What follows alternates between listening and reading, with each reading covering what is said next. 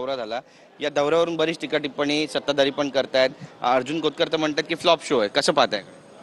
त्यांना एकदा ज्या ठिकाणी मेळावे झाले, जो जी स्फूर्तता होती, ह्याहून बघितलं पाहिजे की लोकांमधली काय भावना आहे.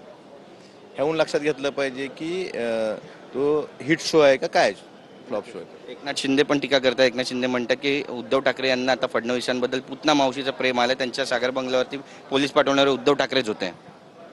त्या बाबतीत आता प्रेम आलं, उद्धवसाहेब त्यात बोलले, खूप मोठ्या गोष्टी आपण त्यात बोलणं, मी त्यात लहान आहे किंवा उद्धवसाहेब फडणवीस साहेब ह्याबद्दल काय बोलले, पण ते शेवटी त्याचं प्रेम आहे, कसलं प्रेम आहे आणि कुणाचं कसं प्रेम आहे ते सगळ्यांना माहीत आहे. एकीकडे सभेला गर्दी होताना पाहायला मिळते. सर्व शिवसैनिक एकवटत आहेत. काय ग्राउंडवर नेमकी काय परिस्थिती आहे? ग्राउंडवर शिवसैनिकांना किंवा सर्वसामान्य जनतेला हे अजिबात आवडलेलं नाही. कारण यांना भाजपच्या विरोधात, ह्या महायुतीच्या विरोधात लोकांनी मतदान केलं होतं, विरोधात त्यांना निवडून दिलं होतं. त्यामुळे ह्या मताचा अपमान आहे, हा प्रत्येक मतदारांची भावना आहे. खासदार ओमराजे निंबाळकर आणि त्यासोबत तानाजी सावंत यांनी मुख्यमंत्री देवेंद्र फडणवीसांची पण भेट घेतली आहे आणि त्यांच्यासोबत पण चर्चा केली. या चर्चेकडे नेमकं तुम्ही कसं पाहता? त्यांनाच माहीत चर्चा काय झाली, त्या दोघांना आणि त्या मुख्यमंत्री महोदयांनाच माहीत. त्या त्यावेळी ओमराजे निंबाळकर निवडून येतील धाराशिवमध्ये असं चिन्ह दिसतंय का? शिवसैनिकांची काय मान? तीन वर्ष लांब आहेत निवडणुकीला, 3 वर्ष तर कळेल काय काय म्हणतात की शिवसेना झाली आहे शिवसेनेची. काय काय शिंदेंनी टीका केली आहे. उद्धव ठाकरे यांची शिवसेना ही शिवसेना झाली. आम्हाला शिव्या देतात ते स्टेजवरून.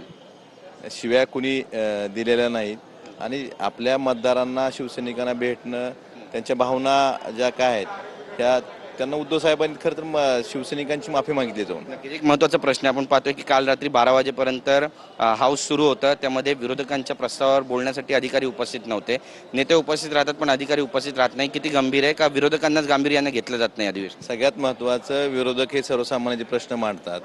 आजपर्यंत जेवढी सत्ताधारी पक्षाला किंमत असते तेवढीच विरोधी पक्षालाही महत्त्व असतं. सर्वसामान्य माणसाचे प्रश्न असतात. मुंबई नगरविकासचा हा प्रस्ताव होता, यासाठी सरकार किती गांभीर्याने घेते हेही लक्षात आलं. अधिकारी नव्हते आणि लोकप्रतिनिधी म्हणजे सत्ताधारी मंत्री जे उपस्थित राहायला पाहिजे होते ते पण नव्हते काल.